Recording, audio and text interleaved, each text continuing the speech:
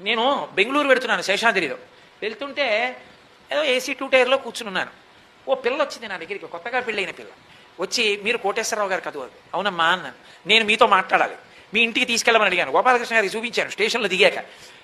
ఎవరూ మేము మీ ఇంటికి తీసుకెళ్ళడానికి ధైర్యం చేయలేదు. ఆయన దగ్గరికి తీసుకెళ్ళడం అంటే ఆయన ఖాళీ ఉండద్దా, అంత స్వతంత్రంగా వెళ్ళి కాలింగ్ బెల్ కొట్టి తీసుకెళ్ళగలిగినంత చొరవ మాకు లేదు, మేము తీసుకెళ్ళమన్నారు. కాకినాడ వచ్చి కూడా నేను మీ ఇంటికి రాలేదు.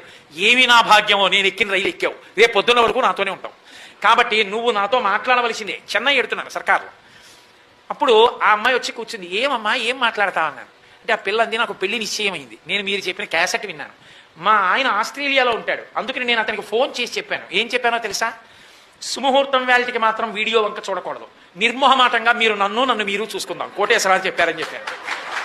నేను పొంగిపోయి వాళ్ళ అమ్మకి నాన్నగారికి చెప్పి వాళ్ళ అత్తమామలకి చెప్పిందిట, అత్తయ్య గారు మీరేమనుకోవద్దు, సుముహూర్తానికి మాత్రం వీడియో వంక చూడమని అడగండి అంటే.